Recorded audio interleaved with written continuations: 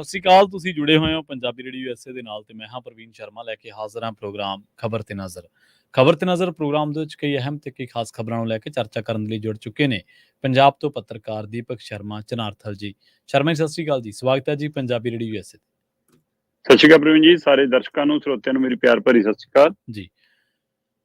ਅੱਜ ਦਿਨ ਮੰਗਲਵਾਰ 31 ਅਕਤੂਬਰ 2023, 15 ਕੱਤਾ ਨਾਨਕ ਸ਼ਾਹੀ ਸੰਮਤ 555। ਸਪਾਂਸਰ ਕਰਦੇ ਨੇ ਖਾਲਸਾ ਇੰਸ਼ੋਰੈਂਸ ਏਜੰਸੀ ਵਾਲੇ, ਜਿਨ੍ਹਾਂ ਤੋਂ ਤੁਸੀਂ ਹਰ ਤਰੀਕੇ ਦੀ ਇੰਸ਼ੋਰੈਂਸ ਲੈ ਸਕਦੇ ਹੋ। ਇੰਸ਼ੋਰੈਂਸ ਬਾਰੇ ਪਤਾ ਕਰਨ ਦੇ ਲਈ ਇਹਨਾਂ ਦਾ ਨੰਬਰ ਹੈ 408-272-2500। ਟਰਕੀਅਨ ਇਮੀਗ੍ਰੇਸ਼ਨ ਲਾ ਫਰਮ ਵਾਲੇ ਜੇ ਟਰਕੀਅਨ ਅਟਾਰਨੀ ਟਰਕੀਅਨ ਦੇ ਨਾਲ ਤੁਸੀਂ US ਇਮੀਗ੍ਰੇਸ਼ਨ ਬਾਬਤ ਕੋਈ ਵੀ ਸਲਾਹ ਕਰਨੀ ਹੈ, ਕੋਈ ਵੀ ਸਵਾਲ ਪੁੱਛਣਾ ਤੇ ਇਹਨਾਂ ਦਾ ਨੰਬਰ ਹੈ 415909-0503। ਗੁਰਦੀਪ ਸਿੰਘ ਬਿਰਦੀ ਕਲੋਵੀ, ਸਤਨਾਮ ਸਿੰਘ ਸ਼ੇਰਗਿੱਲ ਸਿਲਮਾ, ਵਿਸਲਾ family Fresno, Kabal Singh Fresno, Mandeep Singh Sandeep Kaur San Jose ਤੇ ਮਨਜੀਤ ਸਿੰਘ ਸੈਨ ਹੋਜ਼ੇ, ਇਹਨਾਂ ਸਾਰੇ ਹੀ ਸਪਾਂਸਰਸ ਦਾ ਬਹੁਤ ਬਹੁਤ ਧੰਨਵਾਦ। ਤੇ ਜੇਕਰ ਤੁਸੀਂ ਵੀ ਪੰਜਾਬੀ ਰੇਡੀਓ USA ਦੇ ਇਹਨਾਂ ਪ੍ਰੋਗਰਾਮਾਂ ਨੂੰ ਸਪਾਂਸਰ ਕਰਨਾ ਚਾਹੁੰਦੇ ਹੋ ਤਾਂ ਸਟੂਡੀਓ ਦਾ ਨੰਬਰ ਹੈ 408272 ਪੰਜਾਬੀ ਰੇਡੀਓ USA ਦੇ ਪ੍ਰੋਗਰਾਮ ਖਬਰ ਤੇ ਨਜ਼ਰ ਨੂੰ ਤੁਸੀਂ ਇਸ ਵੇਲੇ ਸੁਣ ਰਹੇ ਹੋ AM FM ਸਟੇਸ਼ਨਸ ਦੇ ਨਾਲ ਰੇਡੀਓ ਸੈਟ ਤੇ, ਨੈਟ ਤੇ, mobile app, social media platforms, Facebook, YouTube ਤੇ ਸੁਣ ਰਹੇ ਹੋ, ਦੇਖ ਰਹੇ ਹੋ। ਸਾਰੇ ਹੀ ਦਰਸ਼ਕਾਂ ਅਤੇ ਸਰੋਤਿਆਂ ਦਾ ਪ੍ਰੋਗਰਾਮ ਖਬਰ ਤੇ ਨਜ਼ਰ ਦੇ ਵਿੱਚ ਸਵਾਗਤ ਹੈ। ਸ਼ਰਮਾ ਜੀ, ਖਬਰਾਂ ਦੇ ਵੱਲ ਆਈਏ ਤੇ ਸ਼ੁਰੂਆਤ ਕਰੀਏ ਉਸ ਖਬਰ ਤੋਂ ਜਿਸ ਖਬਰ ਉੱਤੇ ਸਾਰੇ ਪੰਜਾਬ ਦੀ ਪੰਜਾਬੀਆਂ ਦੀ ਨਜ਼ਰ ਹੈ। ਮੈਂ ਪੰਜਾਬ ਬੋਲਦਾ ਬਹਿਸ ਦੇ ਵਿੱਚ ਪੰਜਾਬ ਬੋਲੂ ਜਾਂ ਫਿਰ ਸਰਕਾਰ ਬੋਲੂਗੀ ਜੀ? ਮੈਂ ਪੰਜਾਬ ਬੋਲਦਾ ਪ੍ਰੋਗਰਾਮ ਦੇ ਲਈ, ਬਹਿਸ ਦੇ ਲਈ ਮੁੱਖ ਮੰਤਰੀ ਭਗਵੰਤ ਮਾਨ ਨੇ ਵਿਰੋਧੀ ਦਲਾਂ ਨੂੰ ਚੈਲੰਜ ਵੀ ਕੀਤਾ ਸੀ ਤੇ ਸੱਦਾ ਵੀ ਦਿੱਤਾ ਸੀ ਜੀ। ਪਰ ਇਸ ਸਮੇਂ ਤੱਕ ਜਦੋਂ ਆਪਾਂ ਇਸ ਪ੍ਰੋਗਰਾਮ 'ਚ ਚਰਚਾ ਕਰ ਰਹੇ ਹਾਂ ਤਦ ਤੱਕ ਬਿਲਕੁਲ ਵੀ ਕੁਝ ਸਾਫ਼ ਨਹੀਂ ਹੈ ਕਿ ਕੋਈ ਆਏਗਾ ਜਾਂ ਨਹੀਂ ਆਏਗਾ। ਬੇਸ਼ੱਕ ਅਕਾਲੀ ਦਲ ਨੇ ਇੱਕ ਤਰ੍ਹਾਂ ਨਾਲ ਪੂਰੀ ਤਰ੍ਹਾਂ ਸਪਸ਼ਟ ਕਰ ਦਿੱਤਾ ਕਿ ਅਸੀਂ ਨਹੀਂ ਜਾ ਰਹੇ ਜੀ ਜੀ।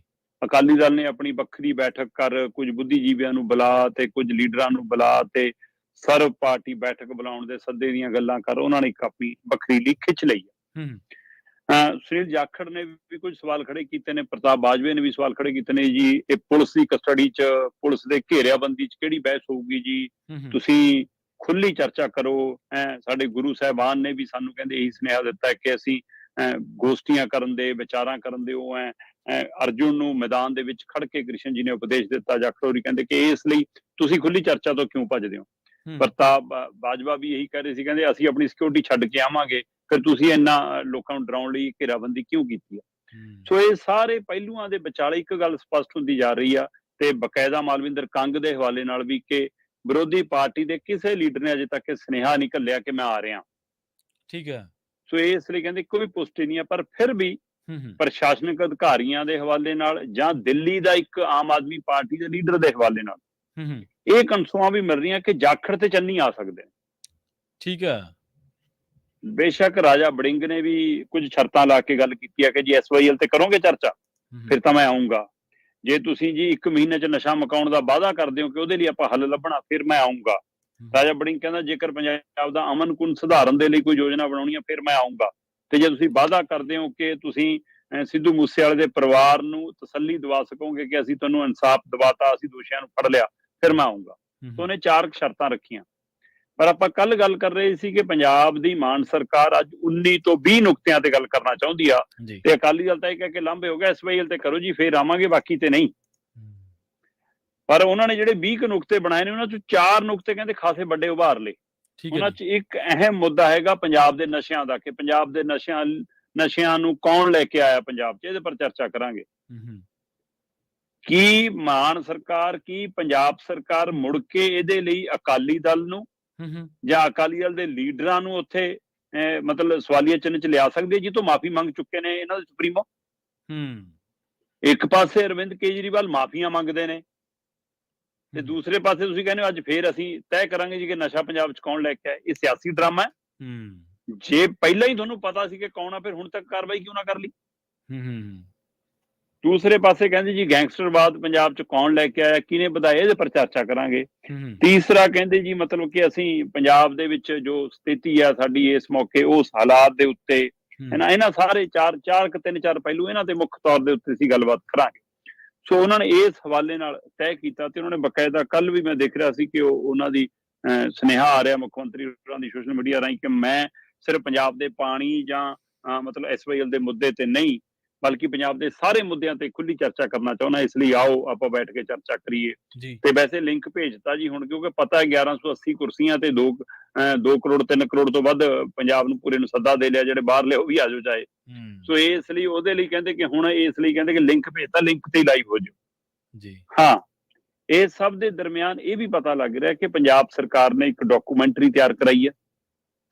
ਉਸ ਡਾਕੂਮੈਂਟਰੀ ਰਾਹੀਂ 1 ਸਾਲ, ਸਵਾ ਸਾਲ, 1.5 ਸਾਲ ਦੇ ਆਪਣੇ ਕਾਰਗੁਜ਼ਾਰੀਆਂ ਦਾ ਪੇਸ਼ਕਾਰੀ ਕਰਕੇ ਵਾਹਵਾਈ ਵੀ ਖੱਟਣੀ ਆ ਤੇ ਨਾਲ ਦੀ ਨਾਲ ਕੁਝ ਦਸਤਾਵੇਜ਼, ਆਪਾਂ ਕੱਲ ਵੀ ਗੱਲ ਕਰ ਰਹੇ ਸੀ, ਪਤਾ ਲੱਗ ਰਿਹਾ ਕਿ ਕੁਝ ਦਸਤਾਵੇਜ਼ ਇਹਨਾਂ ਨੇ ਇਕੱਤਰ ਕੀਤੇ ਨੇ, ਜਿਹੜੇ ਕੁਝ ਵਿਧਾਨ ਸਭਾ ਤੋਂ ਕਢਾਏ ਨੇ, ਕੁਝ ਮੁਲਾਕਾਤਾਂ ਦਾ ਦੌਰ ਹੈ, ਕੋਈ ਵਾਈਟ ਪੇਪਰ ਹੈ।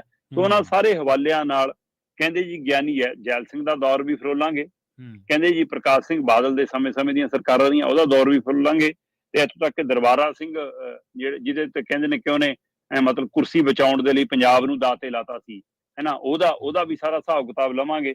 ਤੇ ਉਹ ਤੋਂ ਬਾਅਦ ਸਰਜੀਤ ਬਰਨਾਲੇ ਦਾ, ਤੇ ਫਿਰ ਕੈਪਟਨ ਅਮਰਿੰਦਰ, ਭੱਠਲ, ਬਰਾੜ, ਚੰਨੀ, ਤੇ ਇੱਥੇ ਤੱਕ ਆਉਂਦਿਆਂ ਮੌਜੂਦਾ ਦੌਰ ਤੱਕ ਜਦੋਂ ਆਉਣ ਦੀ ਵਾਰੀ ਆਊਗੀ, ਫਿਰ ਕਹਿੰਦੇ ਅਸੀਂ ਆਪਣੇ ਵਾਲਾ 1.5 ਸਾਲ ਛੱਡ ਲਾਂਗੇ। ਸੋ ਇਸ ਲਈ ਇਹ ਸਾਰੇ ਹਵਾਲਿਆਂ ਨਾਲ ਚਰਚਾ ਹੋਣ ਦੀ ਉਮੀਦ ਆ। ਪਰ ਇਹ ਹੈ ਕਿ ਕੀ ਉੱਥੇ ਆਮ ਲੋਕ ਜਾ ਸਕਣਗੇ? ਕਿਉਂਕਿ ਕੱਲ ਜਿਸ ਤਰ੍ਹਾਂ ਲੱਖੇ ਵਾਲੇ ਹਵਾਲੇ ਨਾਲ ਇੱਕ ਕਾਫੀ ਚਰਚਾ ਚੱਲੀ ਕਿ ਲੱਖਾ ਸਿਧਾਣਾ ਨੂੰ ਘਰੋਂ ਚੱਕਣ ਤੱਕ ਗਏ, ਉਹਨੂੰ ਰੋਕਣ ਤੱਕ ਗਏ, ਤੇ ਉਹਨੇ ਵੀ ਇੱਕ ਚਰਚਾ ਰੱਖੀ ਸੀ ਇਸ ਸਮਾਗਮ ਤੋਂ ਬਾਅਦ, ਜਿਹੜਾ ਆਮ ਆਦਮੀ ਪਾਰਟੀ ਦੀ ਸਰਕਾਰ ਵੱਲੋਂ ਮੈਂ ਪੰਜਾਬ ਬੋਲਦਾ ਨਾਂ ਦੀ ਚਰਚਾ ਰੱਖੀ ਗਈ ਹੈ, ਬਹਿਸ ਰੱਖੀ ਗਈ। ਇਸ ਪ੍ਰੋਗਰਾਮ ਦੇ ਨਿਪਟਣ ਤੋਂ ਬਾਅਦ ਉਹਨੇ ਵੀ ਇੱਕ ਚਰਚਾ ਰੱਖੀ ਸੀ, ਉਹਦੇ ਲਈ ਵੀ ਉਹਨਾਂ ਨੇ ਕੁਝ ਸਾਥੀਆਂ ਨੂੰ ਸੱਦੇ ਦਿੱਤੇ ਸੀ ਕਿ ਆਓ ਆਪਾਂ ਜਵਾਬ ਲਈਏ ਸਮੇਂ ਦੇ ਹਾਕਮਾਂ ਤੋਂ। ਉਸ ਤੋਂ ਬਾਅਦ ਕੀ ਉਸ ਨਾਤੇ ਕਾਰਵਾਈ ਹੋਈ ਆ, ਜਾਂ ਪਿਛਲੇ ਦਿਨੀ ਪੰਜਾਬ ਯੂਨੀਵਰਸਿਟੀ ਦੇ ਵਿੱਚ ਇੱਕ ਸੈਮੀਨਾਰ ਸੀ, ਉਹਦੇ ਵਿੱਚ ਸਾਰੀਆਂ ਸਰਕਾਰਾਂ ਨੂੰ, ਸਾਰੀਆਂ ਸਿਆਸੀ ਧਿਰਾਂ ਨੂੰ ਜਿਵੇਂ ਸਵਾਲਾਂ ਦੇ ਘੇਰੇ 'ਚ ਲੱਖਾ ਸਿਧਾਣਾ ਖੜਾ ਕਰ ਰਿਹਾ ਸੀ, ਕਿ ਉਸ ਦੀ ਉਹਦੇ ਉੱਪਰ ਕਾਰਵਾਈ ਹੋਈ ਆ, ਜਾਂ ਕੋਈ ਇਹ ਪੁਰਾਣੀ ਰਾਜਨੀਤਿਕ ਰੰਜਿਸ਼ ਆ ਉਹਦੇ ਹਵਾਲੇ ਨਾਲ।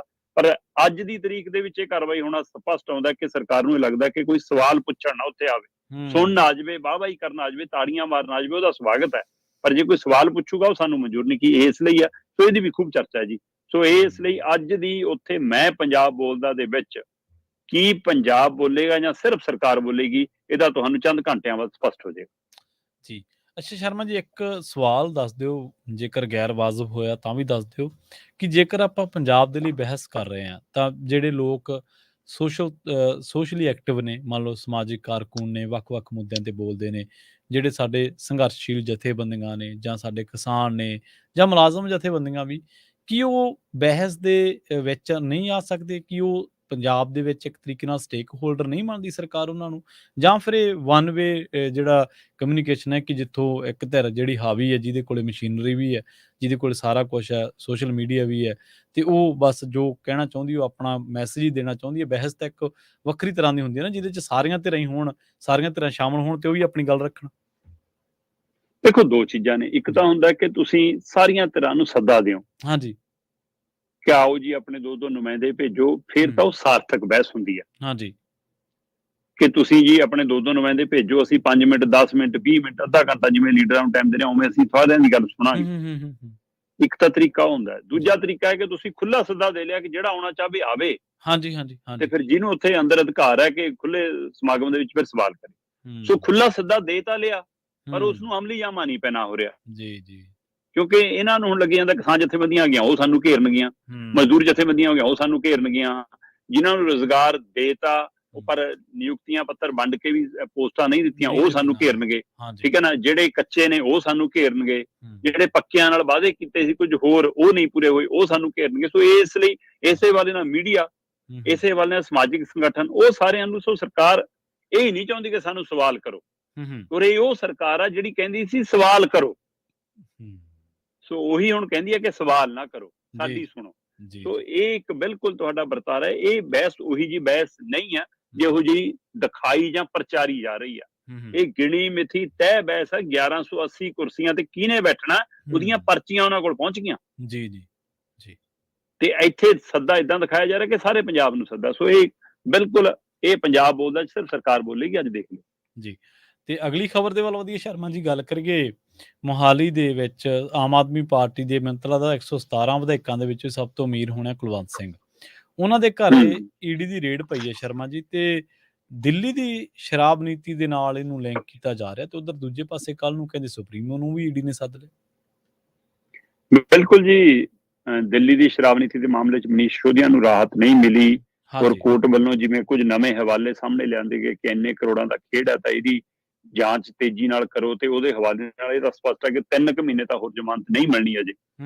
ਸੋ ਇਹ ਸਭ ਦੇ ਦਰਮਿਆਨ ਹੀ 2 ਤਰੀਕ ਨੂੰ ਅਰਵਿੰਦ ਕੇਜਰੀਵਾਲ ਨੂੰ ਸੱਦਿਆ ਤੇ ਅਚਾਨਕ ਪੰਜਾਬ 'ਚ ਕੱਲ ਤੜਕਸਾਰ ਇਹ ਹਵਾਲਾ ਆ ਗਿਆ ਕਿ ਭਾਈ ਕੁਲਵੰਤ ਸਿੰਘ ਦੇ ਘਰ, ਦਫ਼ਤਰ ਹੈ ਨਾ, ਉਹਦੇ ਹੋਰ ਅਦਾਰਿਆਂ 'ਚ, ਮੋਹਾਲੀ 'ਚ ਵੀ, ਅੰਮ੍ਰਿਤਸਰ 'ਚ ਵੀ, ਲੁਧਿਆਣੇ 'ਚ ਵੀ, ਗੰਗਾ ਨਗਰ 'ਚ ਵੀ ਕਈ ਥਾਵਾਂ ਤੇ ਈਡੀ ਪਹੁੰਚੀ ਤੇ ਜੀ ਇਹ ਬੇਸ਼ੱਕ ਪੰਜਾਬ ਦਾ ਸਭ ਤੋਂ ਅਮੀਰ ਐਮਐਲਏ ਹੈ ਜਿਹਨੇ ਆਪਣੀ ਉਹਦੇ ਵਿੱਚ ਜਦੋਂ ਕਾਗਜ਼ ਭਰਦੇ ਨੇ ਨਾਮਜ਼ਦਗੀਆਂ ਉਹ 'ਚ ਦੱਸਿਆ ਕਿ 250 ਕਰੋੜ ਰੁਪਏ ਦੀ ਜਾਇਦਾਦ ਹੈ। ਜੀ ਜੀ। ਸੋ 250 ਕਰੋੜ ਦੀ ਜਾਇਦਾਦ ਦਾ ਮਾਲਕ ਜਿਹੜਾ ਕਾਗਜ਼ੀ ਮਾਲਕ, ਆਪਾਂ ਕਾਗਜ਼ਾਂ ਦੇ ਹਵਾਲੇ ਨਾਲ ਗੱਲ ਕਰ ਰਹੇ ਹਾਂ, ਇਹ ਤੋਂ ਬਿਨਾਂ ਕਿੰਨਾ ਹੋਵੇ ਉਹ ਸਾਨੂੰ ਨਹੀਂ ਪਤਾ। ਸੋ ਉਸ ਜਾਇਦਾਦ ਦੇ ਹਵਾਲੇ ਨਾਲ ਸਭ ਤੋਂ ਅਮੀਰ ਆਮ ਆਦਮੀ ਪਾਰਟੀ ਦਾ ਐਮਐਲਏ ਜਿਹੜਾ ਵੱਖੋ-ਵੱਖ ਖੇਤਰਾਂ 'ਚ ਕੰਮ ਕਰਦਾ, ਖਾਸ ਕਰਕੇ ਮਤਲਬ ਬਿਲਡਿੰਗਾਂ ਦੇ ਮਾਮਲਿਆਂ ਦੇ ਵਿੱਚ, ਹੈ ਨਾ, ਕਲੋਨੀਆਂ ਕੱਟਣ ਦੇ ਮਾਮਲਿਆਂ 'ਚ, ਇਮਾਰਤਾਂ ਬਣਾਉਣ 'ਚ, ਫਲੈਟ ਬਣਾਉਣ ਵਾਲੇ ਮਾਮਲੇ 'ਚ। ਔਰ ਇਹ ਉਹ ਐਮਐਲਏ ਜਿਹਨੂੰ 2 ਦਿਨ ਪਹਿਲਾਂ ਹੀ ਗਵਰਨਰ ਨੇ ਮੁੱਖ ਮੰਤਰੀ ਨੂੰ ਚਿੱਠੀ ਲਿਖ ਕੇ ਕਿਹਾ ਸੀਗਾ ਜੀ ਕਿ ਇਹਨੂੰ ਸਮਝਾਓ ਜੀ, ਇਹਨੇ ਜੀ ਆ ਇੱਥੇ ਪੰਛੀਆਂ ਵਾਲੇ ਖੇਤਰ 'ਚ ਖੋਲੇ ਜਦੋਂ ਕਿ 8-8 ਕਿਲੋਮੀਟਰ ਦੂਰ ਹੈ। ਸੋ ਉੱਥੋਂ ਹੀ ਲੱਗ ਰਿਹਾ ਸੀ ਕਿ ਕੁਝ ਹੋਣ ਵਾਲਾ ਹੈ। ਤੇ ਅਚਾਨਕ ਹੁਣ ਈਡੀ ਦੀ ਟੀਮ ਆਈ ਤੇ ਉਹਨੇ ਪੂਰੀ ਘੇਰਾਬੰਦੀ ਕੀਤੀ। ਬੇਸ਼ੱਕ ਸ਼ੁਰੂ 'ਚ ਇਹ ਲੱਗਿਆ ਕਿ ਸ਼ਾਇਦ ਇਹ ਆਮਦਨ ਤੋਂ ਵੱਧ ਜਾਇਦਾਦਾਂ ਦਾ ਮਾਮਲਾ ਹੋਵੇ, ਸ਼ਾਇਦ ਇਹ ਬਿਲਡਿੰਗ ਵਾਲੇ ਮਾਮਲੇ 'ਚ ਕੋਈ ਰਿਪੋਰਟ ਹੋਵੇ, ਪਰ ਹੌਲੀ-ਹੌਲੀ ਜਿਉਂ-ਜਿਉਂ ਦਿਨ ਚੜ੍ਹਦਾ ਗਿਆ ਤੇ ਈਡੀ ਦੇ ਛਾਪਿਆਂ ਦੀ ਜਾਣਕਾਰੀ ਸਾਹਮਣੇ ਆਉਂਦੀ ਗਈ ਤਦ ਪਤਾ ਲੱਗਿਆ ਕਿ ਮਨੀ ਲੈਂਡਿੰਗ ਨਾਲ ਜੁੜਿਆ ਮਾਮਲਾ ਹੀ ਹੈ ਤੇ ਇਹਦੀਆਂ ਤਾਰਾਂ ਕਿਤੇ ਨਾ ਕਿਤੇ ਸ਼ਰਾਬ ਮਾਮਲੇ ਨਾਲ ਦਿੱਲੀ ਦੇ ਨਾਲ ਜੁੜਦੀਆਂ ਨੇ। ਕਾਰਨ ਜਿਹੜੇ ਕੁਲਵੰਤ ਸਿੰਘ ਨੇ, ਇਹਨਾਂ ਦੇ ਕੁਝ ਪਾਰਟਨਰ ਨੇ ਜਿਹੜੇ ਉਹ ਸ਼ਰਾਬ ਦੇ ਕਾਰੋਬਾਰ 'ਚ ਵੀ ਨੇ। ਸੋ ਉਸ ਸਾਰੇ ਹਵਾਲਿਆਂ ਨਾਲ ਇਹ ਮਹਿਸੂਸ ਕੀਤਾ ਜਾ ਰਿਹਾ ਕਿ ਕੀ ਕੁਲਵੰਤ ਸਿੰਘ ਦਾ ਪੈਸਾ, ਕੁਲਵੰਤ ਸਿੰਘ ਦੀਆਂ ਕੰਪਨੀਆਂ ਦਾ ਪੈਸਾ, ਇਹਦੇ ਸਾਥੀਆਂ ਦਾ ਪੈਸਾ 1 ਨੰਬਰ ਜਾਂ 2 ਨੰਬਰ 'ਚ ਦਿੱਲੀ ਦੀ ਸ਼ਰਾਬ ਨੀਤੀ ਦੇ ਮਾਮਲੇ 'ਚ ਕਿਤੇ ਕੰਮ ਤਾਂ ਨਹੀਂ ਕਰ ਰਿਹਾ ਸੀ, ਕਿਤੇ ਲੱਗ ਤਾਂ ਨਹੀਂ ਰਿਹਾ ਸੀ, ਕਿਤੇ ਉੱਥੇ ਗੋਲ ਹੋ ਕੇ ਘੁੰਮ ਕੇ ਤਾਂ ਨਹੀਂ ਆ ਰਿਹਾ ਸੀ। ਸੋ ਇਸ ਲਈ ਕੀ ਈਡੀ ਉਹ ਜਾਂਚ ਲਈ ਆਈ ਆ, ਉਹਦੇ ਲਈ ਛਾਪੇਮਾਰੀ ਆ। ਰਾਤ 9:35 ਤੇ ਖਤਮ ਹੋਈ ਆ ਰੇਡ। ਘੱਟੋ ਘੱਟ 13 ਘੰਟੇ 14 ਘੰਟੇ ਤੋਂ ਵੱਧ ਇਹ ਰੇਡ ਚੱਲੀ ਆ ਤੇ ਉਸ ਰੇਡ ਤੋਂ ਬਾਅਦ ਕੁਲਵੰਤ ਸਿੰਘ ਸਾਹਮਣੇ ਆਏ ਤੇ ਉਹਨਾਂ ਨੇ ਇੰਨਾ ਕਿ ਕਿਹਾ ਕਿ ਨਹੀਂ ਇਹ ਰੂਟੀਨ ਕਾਰਵਾਈ ਸੀ, ਮੈਂ ਕੁਝ ਨਹੀਂ ਕਹਿਣਾ ਜੀ। ਅਕਾਲੀ ਦਲ ਨੇ ਬਹੁਤ ਮੁੱਦਾ ਚੱਕਿਆ ਪਰ ਅਕਾਲੀ ਦਲ ਕਿਉਂ ਭੁੱਲ ਗਿਆ? ਕੁਲਵੰਤ ਸਿੰਘ ਉਹੀ ਹੈ ਜਿਹਨੂੰ ਤੁਸੀਂ ਵੀ ਟਿਕਟ ਦਿੱਤੀ ਸੀ। ਹਾਂਜੀ ਹਾਂਜੀ ਬਿਲਕੁਲ। ਤੇ ਤੁਹਾਡੇ ਨਾਲ ਵੀ ਰਿਹਾ, ਜਦੋਂ ਤੁਹਾਡੇ ਨਾਲ ਹੈ ਤਾਂ ਸਹੀ ਹੈ, ਜਦੋਂ ਕਿਸੇ ਹੋਰ ਨਾਲ ਹੈ ਫਿਰ ਗਲਤ ਹੈ। ਆਹ ਰਾਜਨੀਤੀ ਇੱਕ ਬੜੀ ਕਮਾਲ ਦੀ ਰਾਜਨੀਤੀ ਦਾ ਰੂਪ ਲੈਂਦੀ ਜਾ ਰਹੀ ਹੈ। ਸੋ ਪਰ ਕੁੱਲ ਮਿਲਾ ਕੇ ਇਹ ਸਾਰੇ ਮਾਮਲੇ ਨੂੰ ਇਸ ਕੜੀ ਵਜੋਂ ਵੇਖਿਆ ਜਾ ਰਿਹਾ ਪ੍ਰਵੀਨ ਜੀ ਕਿ ਜਿਹੜੀ ਗੱਲ ਆਪਾਂ ਲੰਮੇ ਸਮੇਂ ਤੋਂ ਕਰਦੇ ਆ ਰਹੇ ਸੀ ਕਿ ਦਿੱਲੀ ਸ਼ਰਾਬ ਨੀਤੀ ਦਾ ਸੇਕ ਪੰਜਾਬ ਪਹੁੰਚੂਗਾ, ਉਹ ਪਹੁੰਚ ਗਿਆ ਕੀ ਕੱਲ ਜੀ ਕਿ 2 ਨਵੰਬਰ ਤੋਂ ਬਾਅਦ ਕੋਈ ਹੋਰ ਵੱਡੀ ਕਾਰਵਾਈ ਦੀ ਤਿਆਰੀ ਹੈ। ਅੱਜ ਐਮਐਲਏ ਤੇ ਕੱਲੂ ਮੰਤਰੀ ਤੇ ਕੱਲੂ ਮੰਤਰੀਆਂ ਤੋਂ ਮੰਤਰੀ ਜੀ ਜੀ ਜੀ ਉੱਥੇ ਤੱਕ। ਸੋ ਇਸ ਲਈ ਇਹ ਸਾਰਿਆਂ ਦੇ ਵਿੱਚ ਇਸ ਗੱਲ ਦੀ ਚਰਚਾ ਹੈ ਕਿ ਸਿੱਧਾ ਅਸਰ ਦਿੱਲੀ ਦੀ ਸ਼ਰਾਬ ਨੀਤੀ ਦਾ, ਦਿੱਲੀ ਦੇ ਵਿੱਚ ਸ਼ਰਾਬ ਲਾਇਸੈਂਸ ਵੰਡਣ ਦਾ, ਉਸ ਚੋਂ ਕੱਢੇ ਪੈਸੇ ਨਾਲ ਪਾਰਟੀ ਫੰਡ ਦਾ, ਇਹ ਸਾਰੇ ਮਾਮਲੇ ਦੇ ਵਿੱਚ ਹੁਣ ਕੁਲਵੰਤ ਸਿੰਘ ਘਿਰੇ ਨੇ ਤੇ ਕੁਲਵੰਤ ਸਿੰਘ ਤੋਂ ਅਗਲੀ ਕੜੀ ਪੰਜਾਬ ਦੇ ਆਮ ਆਦਮੀ ਪਾਰਟੀ ਦੇ ਕੈਬਨਿਟ ਮੰਤਰੀਆਂ ਤੱਕ ਜਾਂ ਮੰਤਰੀਆਂ ਦੇ ਮੰਤਰੀਆਂ ਤੱਕ ਪਹੁੰਚ ਸਕਦੀ ਆ। ਸੋ ਇਸ ਲਈ 2 ਨਵੰਬਰ ਤੇ 2 ਨਵੰਬਰ ਤੋਂ ਬਾਅਦ ਫਿਰ ਪੰਜਾਬ, ਕੀ ਇਹਦੇ ਪਰ ਕੁਝ ਵੱਡਾ ਹੋਣ ਵਾਲਾ, ਇਹਦੇ ਪਰ ਸਭ ਦੀ ਨਜ਼ਰ ਆ। ਜੀ ਜੀ ਜੀ ਬਿਲਕੁਲ। 2 ਨਵੰਬਰ ਤੇ ਉਸ ਤੋਂ ਬਾਅਦ ਪੰਜਾਬ ਤੇ ਲੀਡਰਾਂ ਨੂੰ ਕਹਿੰਦੇ ਐਪਲ ਨੇ ਦੱਸਿਆ ਵੀ ਤੁਹਾਡਾ ਫੋਨ ਤਾਂ ਸਰਕਾਰ ਕਰਾ ਰਹੀ ਹੈ ਹੈਕ। ਪਹਿਲਾਂ ਪੈਗਾਸਸ ਵਾਲਾ ਮਸਲਾ ਕਾਫੀ ਭਖਿਆ ਸੀ ਸ਼ਰਮਾ ਜੀ। ਪ੍ਰਵੀਨ ਜੀ, ਪੈਗਾਸਸ ਇੱਕ ਅਜਿਹਾ ਸੌਫਟਵੇਅਰ ਕੁਝ ਕੰਪਨੀਆਂ ਨੇ ਵੇਚਿਆ, ਹਾਂਜੀ, ਉਹ ਜਸੂਸੀ ਪੈਗਾਸਸ, ਕਿ ਉਹਦੇ ਨਾਲ ਤੁਸੀਂ ਬੰਦੇ ਦੀ ਈਮੇਲ ਪੜ੍ਹ ਸਕਦੇ ਸੀ, ਉਹਦੇ ਨਾਲ ਤੁਸੀਂ ਬੰਦੇ ਦਾ ਫੋਨ ਜਿੱਥੇ ਵੀ ਉਹ ਗੱਲ ਕਰਦਾ ਉਹ ਸਾਰੀ ਸੁਣ ਸਕਦੇ ਸੀ। ਇੱਥੋਂ ਤੱਕ ਕਿ ਜੇ ਫੋਨ ਨਹੀਂ ਵੀ ਵਰਤ ਰਿਹਾ ਤਾਂ ਵੀ ਉਹ ਕਿਸੇ ਹੋਰ ਨਾਲ ਗੱਲ ਕਰ ਰਿਹਾ, ਤੁਸੀਂ ਉਹ ਗੱਲਬਾਤ ਵੀ ਸੁਣ ਸਕਦੇ ਜੇ ਫੋਨ ਸਾਹਮਣੇ ਮੇਜ਼ ਤੇ ਜਾਂ ਜੇਬ 'ਚ ਪਿਆ ਹੋਵੇ। ਹਾਂਜੀ ਹਾਂਜੀ। ਤੁਸੀਂ ਉਸ ਬੰਦੇ ਦੀ ਗੈਲਰੀ 'ਚ ਜਾ ਕੇ ਫੋਟੋਆਂ ਤੱਕ ਚੈੱਕ ਕਰ ਸਕਦੇ ਸੀ, ਉਹ 'ਚੋਂ ਫੋਟੋਆਂ ਚਾਹੀਦੀਆਂ ਤਾਂ ਲੈ ਸਕਦੇ ਸੀ। ਇਹਨੂੰ ਪੈਗਾਸਸ ਦੇ ਹਵਾਲੇ ਨਾਲ ਕਿਹਾ ਗਿਆ ਕਿ ਸਰਕਾਰਾਂ ਨੇ ਖਰੀਦਿਆ। ਜੀ ਜੀ। ਪਰ ਤੁਸੀਂ ਇਹ ਦੇਖੋ ਕਿ ਆਮ ਬੰਦਾ, ਆਮ ਵਿਅਕਤੀ, ਆਮ ਸੰਸਥਾ, ਕੋਈ ਸਧਾਰਨ ਕੰਪਨੀ ਇਹੋ ਜਿਹੇ ਸੌਫਟਵੇਅਰ ਨਹੀਂ ਖਰੀਦ ਸਕਦੀ। ਕਾਰਨ ਪੈਗਾਸਸ ਰਾਹੀਂ ਵੀ ਜੇਕਰ ਕਾਰਵਾਈ ਕਰਨੀ ਹੋਵੇ, ਜਸੂਸੀ ਕਰਨੀ ਹੋਵੇ ਤਾਂ ਪ੍ਰਤੀ ਵਿਅਕਤੀ 5 ਤੋਂ 10 ਕਰੋੜ ਦਾ ਖਰਚਾ ਹੈ। ਅੱਛਾ, ਇੱਕ ਬੰਦੇ ਦੀ ਜਸੂਸੀ ਤੇ 5 ਤੋਂ 10 ਕਰੋੜ ਦਾ ਖਰਚਾ ਹੈ। ਇਹ ਫਿਰ ਜਾਂ ਤਾਂ ਸਰਕਾਰਾਂ ਕਰਾ ਸਕਦੀਆਂ ਜਾਂ ਫਿਰ ਸਰਕਾਰਾਂ ਦੇ ਉਹ ਘਰਾਣੇ ਜਿਹੜੇ ਸਰਕਾਰਾਂ ਨੂੰ ਚਲਾ ਰਹੇ ਨੇ ਉਹ ਕਰ ਸਕਦੇ ਉਹ ਕਰ ਸਕਦੇ ਨੇ, ਬਿਲਕੁਲ ਸਹੀ ਹੈ। ਬਹੁਤ ਕਾਰਪੋਰੇਟਾਂ ਦੇ ਕਾਰਪੋਰੇਟ ਘਰਾਣੇ ਕਰ ਸਕਦੇ ਨੇ। ਹੂੰ ਸੋ ਹੁਣ ਉਹ ਤੋਂ ਅਗਲਾ ਕਦਮ ਹੈ, ਮਤਲਬ ਐਪਲ ਨੂੰ ਬਹੁਤ ਸੁਰੱਖਿਅਤ ਮੰਨਿਆ ਜਾਂਦਾ। ਜੀ ਜੀ। ਤੁਹਾਡੇ ਸਾਡੇ ਵਰਗਾ ਕੋਈ ਮੀਡੀਆ ਧਿਰ, ਕੋਈ ਵਿਅਕਤੀ ਉੱਠ ਕੇ ਕਹਿ ਦੇਵੇ ਕਿ ਜੀ ਐਪਲ ਦਾ ਫੋਨ ਹੈਂਗ ਹੋ ਗਿਆ, ਕੋਈ ਨਹੀਂ ਮੰਨੂਗਾ। ਪਰ ਜੇ ਐਪਲ ਕੰਪਨੀ ਆਪਣੇ ਕਸਟਮਰ ਨੂੰ ਖੁਦ ਸੁਨੇਹਾ ਭੇਜਦੀ ਆ, ਜੋ ਦਾਅਵਾ ਕੀਤਾ ਵਿਰੋਧੀ ਦਲਾਂ ਨੇ, ਹਾਂਜੀ, ਨਾ ਤਾਂ ਮੈਂ ਕਿਸੇ ਦਾ ਮੈਸੇਜ ਦੇਖਿਆ, ਹਾਂਜੀ, ਨਾ ਕਿਸੇ ਨੇ ਮੈਨੂੰ ਫੋਨ ਫੜਾਇਆ, ਪਰ ਸਾਂਝੇ ਤੌਰ ਤੇ ਵੱਖੋ-ਵੱਖ ਪਾਰਟੀਆਂ ਦੇ ਵਿਰੋਧੀ ਦਲਾਂ ਨੇ ਸਾਹਮਣੇ ਆ ਕੇ ਗੱਲ ਕੀਤੀ ਹੈ ਕਿ ਸਾਨੂੰ ਐਪਲ ਨੇ ਅਲਰਟ ਭੇਜਿਆ। ਠੀਕ ਹੈ ਜੀ। ਤੇ ਐਪਲ ਦਾ ਅਲਰਟ ਸਾਨੂੰ ਇਹ ਕਹਿੰਦਾ ਕਿ ਸਰਕਾਰੀ ਤਾਕਤਾਂ ਤੁਹਾਡਾ ਫੋਨ ਹੈਂਗ ਕਰਨਾ ਚਾਹੁੰਦੀਆਂ, ਮਤਲਬ ਕਿ ਚੁਕੰਨੇ ਰਹੋ। ਜੀ ਜੀ ਜੀ, ਠੀਕ ਹੈ ਜੀ। ਤੇ ਜੇ ਇਹ ਗੱਲ ਹੈ, ਫਿਰ ਹੈਰਾਨ ਕਰਨ ਵਾਲੀ ਗੱਲ ਹੈ, ਇਹਦੇ ਵਿੱਚ ਲਿਸਟ ਖਾਸੀ ਲੰਬੀ ਹੈ। ਬਕਾਇਦਾ ਤੌਰ ਤੇ ਕਿਹਾ ਜਾ ਰਿਹਾ ਜੀ ਕਿ ਕਾਂਗਰਸੀ ਪ੍ਰਧਾਨ ਖੜਗੇ ਹੋਰਾਂ ਦਾ, ਮਲਕਾਰਜੁਨ ਖੜਗੇ ਦਾ, ਹਾਂਜੀ, ਸ਼ਸ਼ੀ ਥਰੂਰ ਦਾ, ਪਵਨ ਖੇੜੇ ਦਾ, ਤ੍ਰਿਣਮੂਲ ਸੰਸਦ ਆ ਜਿਹੜੀ ਬੜੀ ਚਰਚਾ ਚ ਹੈ, ਮਹੂਆ ਮਿੱਤਰਾ ਦਾ, ਹੈ ਨਾ, ਆਮ ਆਦਮੀ ਪਾਰਟੀ ਰਾਘਵ ਚੱਡਾ ਦਾ, ਰਾਹੁਲ ਗਾਂਧੀ ਦਾ, ਅਖਿਲੇਸ਼ ਯਾਦਵ ਦਾ। ਸੋ ਇਹ ਹੋਰ ਵੀ ਕਿੰਨੇ ਹੀ ਨਾਮ ਨੇ। ਇੱਥੋਂ ਤੱਕ ਕਿ ਇੱਕ ਮੀਡੀਆ ਅਦਾਰੇ ਨੇ ਤਾਂ ਇਹ ਵੀ ਦਾਅਵਾ ਕੀਤਾ ਹੈ ਕਿ ਕੇਂਦਰੀ ਮੰਤਰੀ ਪਿਊਸ਼ ਗੋਇਲ ਨੂੰ ਵੀ ਐਪਲ ਨੇ ਅਲਰਟ ਭੇਜਿਆ ਕਿ ਭਾਈ ਤੇਰਾ ਫੋਨ ਆਈਫੋਨ ਹੈਕ ਕਰਾ ਰਹੀ ਹੈ ਸਰਕਾਰੀਆਂ ਤਾਕਤਾਂ। ਅੱਛਾ। ਤੇ ਪੈਗਾਸਸ ਚ ਵੀ ਇਹੀ ਗੱਲ ਆਈ ਸੀ ਕਿ ਕੁਝ ਜੱਜਾਂ ਦੇ, ਕੁਝ ਵਿਰੋਧੀ ਦਲ ਦੇ ਲੀਡਰਾਂ ਦੇ, ਕੁਝ ਪੱਤਰਕਾਰਾਂ ਦੇ, ਕੁਝ ਸਮਾਜ ਸੇਵੀਆਂ ਦੇ, ਕੁਝ ਸੰਘਰਸ਼ੀਲ ਵਿਅਕਤੀਆਂ ਦੇ, ਉਹਨਾਂ ਦੇ ਫੋਨ ਹੈਕ ਕਰਾਏ ਜਾ ਰਹੇ ਨੇ। ਤੇ ਇੱਥੇ ਵੀ ਗੱਲ ਆਈ ਹੈ ਕਿ ਲੀਡਰਾਂ ਦੇ ਨਾਲ ਨਾਲ ਕੁਝ ਵਿਅਕਤੀਆਂ ਦੇ ਤੇ ਕੁਝ ਪੱਤਰਕਾਰਾਂ ਦੇ ਫੋਨ ਵੀ। ਸੋ ਇਸ ਲਈ ਹੁਣ ਭਾਰਤ ਸਰਕਾਰ ਨੇ ਇਹ ਸਪਸ਼ਟ ਕੀਤਾ ਹੈ ਕਿ ਜੀ ਅਸੀਂ ਇਹ ਜਾਣਕਾਰੀ ਲੈ ਰਹੇ ਹਾਂ ਤੇ ਅਸੀਂ ਇਹਦੇ ਪਰ ਐਕਸ਼ਨ ਲਵਾਂਗੇ, ਕਾਰਵਾਈ ਕਰਾਂਗੇ। ਐਪਲ ਤੋਂ ਪਤਾ ਕਰ ਰਹੇ ਹਾਂ ਜੀ। ਇਹ ਸਿੱਧਾ ਸਰਕਾਰੀ ਦੋਸ਼ ਲਾਉਣਾ ਗਲਤ ਹੈ। ਤੇ ਕੁਝ ਕਾਨੂੰਨੀ ਮਾਹਿਰਾਂ ਦਾ ਕਹਿਣਾ ਕਿ ਇਹ ਟਰਮ ਹੁੰਦੀ ਹੈ ਜਿਹੜੀ ਵਰਤੀ ਜਾਂਦੀ ਹੈ ਕਿ ਸਰਕਾਰੀ ਤਾਕਤਾਂ। ਤੇ ਸਰਕਾਰੀ ਤਾਕਤਾਂ ਦਾ ਮਤਲਬ ਹੁੰਦਾ ਕਿ ਜਿਹਦੇ ਕੋਲ ਸਰਕਾਰ ਵਰਗੀਆਂ ਤਾਕਤਾਂ ਹੋਣ, ਉਹ ਕੋਈ ਵੀ ਕੰਪਨੀ ਵੀ ਹੋ ਸਕਦੀ ਹੈ। ਠੀਕ ਹੈ। ਸੋ ਮੈਂ ਕਹਿੰਦਾ ਚਾਹੇ ਕਿਸੇ ਰੂਪ ਚ ਹੋਵੇ, ਜੇ ਭਾਰਤ ਦੇ ਅੰਦਰ ਏਦਾਂ ਕੋਈ ਕਿਸੇ ਮੋਬਾਈਲ ਕੰਪਨੀ ਨੂੰ ਹੈਕ ਕਰਕੇ ਕੋਈ ਕਿਸੇ ਦੀ ਜਸੂਸੀ ਕਰ ਰਿਹਾ, ਉਹ ਦੇਸੀ ਹੈ, ਵਿਦੇਸ਼ੀ ਹੈ, ਸਰਕਾਰ ਸਾਡੀ ਹੈ, ਬਾਹਰ ਦੀ ਹੈ, ਇਹ ਭਾਰਤ ਸਰਕਾਰ ਦੀ ਜ਼ਿੰਮੇਵਾਰੀ ਬਣਦੀ ਹੈ ਜਨਾਬ। ਕਿੱਥੇ ਨਿਜਤਾ ਤੇ ਕਿੱਥੇ ਸੁਰੱਖਿਆ। ਸੋ ਇਸ ਲਈ ਇਸ ਘਟਨਾਕ੍ਰਮ ਨੇ ਇੱਕ ਨਵਾਂ ਸਵਾਲ ਖੜਾ ਕਰ ਦਿੱਤਾ ਕਿ ਕੀ ਪੈਗਾਸਸ ਤੋਂ ਅਗਲਾ ਕਦਮ ਆ ਗਿਆ ਕਿ ਲੋੜ ਹੀ ਨਹੀਂ ਕਿ ਸਿੱਧੇ ਫੋਨਾਂ ਰਾਹੀਂ ਸਾਰਾ ਰਿਕਾਰਡ ਲੈ ਲਓ, ਤੇ ਉਹ ਫੋਨਾਂ ਨੂੰ ਹੈਂਗ ਕਰਨ ਲਈ ਵੀ ਕੋਈ ਸੌਫਟਵੇਅਰ ਚਾਹੀਦਾ ਹੋਊਗਾ। ਤੇ ਉਹ ਸੌਫਟਵੇਅਰ ਕਹਿੰਦੇ ਬਹੁਤ ਮਹਿੰਗੇ ਨੇ, ਤੇ ਜੇ ਪੈਗਾਸਸ ਰਾਹੀਂ ਜਸੂਸੀ ਕਰਨ ਲਈ ਵੀ 5 ਤੋਂ 10 ਕਰੋੜ ਚਾਹੀਦਾ, ਤੇ ਕਹਿੰਦੇ ਆਈਫੋਨ ਨੂੰ ਹੈਂਗ ਕਰਨਾ ਇੱਕ ਆਮ ਸੌਫਟਵੇਅਰ ਦਾ ਮਤਲਬ ਕਿ ਤਾਕਤ ਨਹੀਂ ਹੈਗੀ। ਇਸ ਨੂੰ ਹੈਂਗ ਕਰਨ ਲਈ ਵੀ ਉਹੋ ਜਿਹੇ ਸੌਫਟਵੇਅਰ ਚਾਹੀਦੇ ਨੇ ਤੇ ਉਹ ਤੋਂ ਵੀ ਮਹਿੰਗੇ ਨੇ। ਸੋ ਕੀ ਸਰਕਾਰਾਂ ਨੇ ਖਰੀਦ ਲਏ, ਜਾਂ ਜਿਵੇਂ ਰਾਹੁਲ ਗਾਂਧੀ ਨੇ ਦੋਸ਼ ਲਾਇਆ ਕਿ ਉਹ ਸਹੀ ਹੈ ਕਿ ਜਦੋਂ ਵੀ ਅਡਾਨੀ ਤੇ ਸਵਾਲ ਆਉਂਦਾ ਤਦੇ ਇਹ ਕਾਰਵਾਈ ਹੁੰਦੀ ਹੈ। ਸੋ ਇਸ ਲਈ ਵਿਰੋਧੀ ਦਲ ਨੂੰ ਘੇਰਿਆ ਜਾ ਰਿਹਾ, ਜਾਂ ਵਿਰੋਧੀ ਦਲ ਜਾਣਬੁੱਝ ਕੇ ਸਰਕਾਰ ਨੂੰ ਬਦਨਾਮ ਕਰ ਰਹੇ ਨੇ। ਸੋ ਇਹ ਕਈ ਪਹਿਲੂ ਖੜੇ ਹੋ ਗਏ ਨੇ, ਪਰ ਇੱਕ ਗੱਲ ਸਪਸ਼ਟ ਹੋ ਗਈ ਕਿ ਤੁਹਾਡੇ ਸਾਡੇ ਸਧਾਰਨ ਫੋਨ ਤਾਂ ਫਿਰ ਬਿਲਕੁਲ ਨਹੀਂ ਬਚ ਸਕਦੇ ਕਿਸੇ ਦੇ ਜੀ। ਆਮ ਨਾਗਰਿਕ ਦੀ ਨਿੱਜਤਾ ਕੋਈ ਨਹੀਂ ਹੈਗੀ। ਜੇ ਆ ਲੀਡਰਾਂ ਦੇ ਕਹਿੰਦੇ ਕਹਾਉਂਦਿਆਂ ਦੇ ਕੋਲ ਜਿਨ੍ਹਾਂ ਨੇ ਕਿੰਨਾ ਕੁਛ ਹਾਸਲ ਕੀਤਾ ਹੋਊਗਾ, ਇਹਨਾਂ ਨੇ ਆਪਣੇ ਵੀ ਕੋਈ ਸੌਫਟਵੇਅਰ ਖਰੀਦਵੇ ਹੋਣਗੇ ਸਾਡਾ ਫੋਨ ਹੈਂਕ ਨਾ ਹੋਵੇ। ਉਹਦੇ ਬਾਵਜੂਦ ਵੀ ਜੇ ਹੈਂਕ ਹੋਣ ਦੇ ਅਲਰਟ ਆ ਰਹੇ ਨੇ ਤਾਂ ਇਹਦਾ ਮਤਲਬ ਕੁਝ ਵੀ ਸੁਰੱਖਿਅਤ ਨਹੀਂ ਹੈ। ਜੀ ਜੀ ਜੀ, ਬਿਲਕੁਲ। ਜਿਹੜੇ ਤੁਸੀਂ ਨਾਂ ਲਏ ਨੇ ਸ਼ਰਮਾ ਜੀ, ਇਹ ਨਾਂ ਅਕਸਰ ਉਹੀ ਨੇ ਜਿਹੜੇ ਐਕਟਿਵ ਨੇ ਨੈਸ਼ਨਲ ਪੋਲਿਟਿਕਸ ਦੇ ਵਿੱਚ ਤੇ ਸਰਕਾਰ ਨੂੰ ਘੇਰਦੇ ਰਹਿੰਦੇ ਨੇ। ਤੇ ਅਗਲੀ ਗੱਲ ਕਰੀਏ ਬੇਰੁਜ਼ਗਾਰੀ ਦੀ ਜਾਂ ਰੁਜ਼ਗਾਰ ਦੀ। ਕੋਵਿਡ ਦੇ ਵਿੱਚ ਕਹਿੰਦੇ ਚੰਗੀਆਂ ਤਨਖਾਹਾਂ ਵਾਲੀਆਂ ਨੌਕਰੀਆਂ ਦੇ ਵਿੱਚੋਂ ਜਿਹੜੀਆਂ ਨੌਕਰੀਆਂ ਗਈਆਂ ਸੀ, ਸ਼ਰਮਾ ਜੀ, ਕੀ ਵਾਕਈ 90 ਲੱਖ ਨੌਕਰੀਆਂ ਖਤਮ ਹੋ ਗਈਆਂ ਨੇ? ਪ੍ਰਵੀਨ ਜੀ, ਹੈਰਾਨੀ ਵਾਲੀ ਰਿਪੋਰਟ ਹੈ। ਮੈਂ ਇਹ ਅੰਕੜੇ ਦੇਖ ਰਿਹਾ ਸੀਗਾ, ਜਿਹੜੇ ਅੰਕੜੇ ਮੇਰੇ ਸਾਹਮਣੇ ਆਏ ਨੇ। CAMIE, ਇਹ ਮਤਲਬ ਜਿਹੜਾ ਸਰਵਿਸ ਸੈਕਟਰ ਹੈ, ਉਹ ਸਰਵਿਸ ਸੈਕਟਰ ਦੀ ਇੱਕ ਕੰਪਨੀ ਜਿਹੜੀ ਮਤਲਬ ਕਿ ਉਹਦੇ ਹਵਾਲੇ ਨਾਲ ਇਹ ਰਿਪੋਰਟ ਹੈ ਕਿ ਭਾਈ ਆਹ ਹਾਲ ਹੈ। ਰੇਟਿੰਗ ਏਜੰਸੀ ਹੈ ਇਹ, ਜਿਹੜੀ ਨੌਕਰੀਆਂ ਦੀ, ਜੌਬ ਦੀ ਰੇਟਿੰਗ ਕਰਦੀ ਹੈ, ਉਹਦੀ ਏਜੰਸੀ ਦੇ ਹਵਾਲੇ ਨਾਲ ਹੈ ਕਿ 90 ਲੱਖ ਨੌਕਰੀਆਂ ਕੋਵਿਡ ਚ ਜਿਹੀਆਂ ਸੀ ਜਿਹੜੀਆਂ ਵਾਪਸ ਨਹੀਂ ਪਰਤੀਆਂ। ਇਹਨਾਂ ਦਾ ਦਾਅਵਾ ਇਹ ਕਿ ਬਕਾਇਦਾ ਤੌਰ ਤੇ ਉਸ ਕਰੋਨਾ ਕਾਲ ਦੇ ਵਿੱਚ ਮਾਰਚ 2020 ਤੋਂ ਜੂਨ 2020 ਦੇ ਦੌਰਾਨ ਕਹਿੰਦੇ ਜੀ 7 ਕਰੋੜ 8 ਲੱਖ ਤੋਂ ਵੱਧ ਨੌਕਰੀਆਂ ਗਈਆਂ। 7 ਕਰੋੜ ਤੋਂ ਵੱਧ ਲੋਕਾਂ ਨੂੰ ਨੌਕਰੀਆਂ ਗਵਾਉਣੀਆਂ ਪਈਆਂ। ਅੱਛਾ।